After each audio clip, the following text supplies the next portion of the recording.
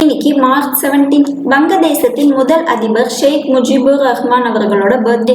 கிழக்கு வங்க பகுதியில 1920 பிறக்கிறாரு. சின்ன வயசுல தான் வசிச்ச பகுதியில பஞ்சத்தால பாதிக்கப்பட்ட விவசாயிகளுக்கு அரிசி வழங்கி உதவுறாரு.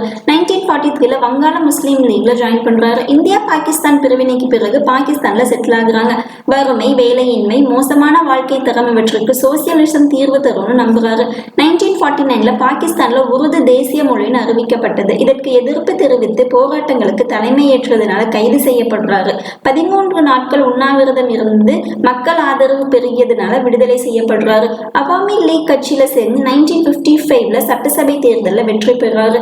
1958 ஜெனரல் ஆயூப் கான் ராணுவ ஆட்சியை கொண்டு வர்றாரு. இதை எதிர்த்ததுனால முஜிபுர் கைது செய்யப்படுறாரு. தொடர்ந்து ஜனநாயகம் மறுக்கப்பட்டதுனால 6 கோரிக்கைகள் கொண்ட பிரகடனத்தை 1966 வெளியிடுறாரு. 1970 நடந்த பொது தேர்தலில் அவாமி லீக் கட்சி அபார வெற்றி பெற்றது. ஆனால் இவர் பிரதமராவது ராணுவமும் பிரபல தலைவர்களும் விரும்பல. அவாமி லீகை தடை செய்யறாங்க. போராட்டம் பெருசா வெடிக்குது.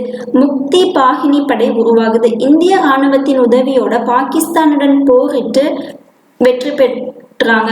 1971 வங்கதேசம் உருவாகுது. புதிய தேசத்தின் முதல் அதிபரா பொறுப்பேற்றிருக்கிறாரு. வங்கபந்து, வங்காளிகளின் நண்பர்னு போற்றப்படுறாரு. இன்னைக்கு இவரோட பர்த்டே. இன்னைக்கு பர்த்டே செலிப்ரேட் பண்ற எல்லாருக்கும் ஹாப்பி பர்த்டே.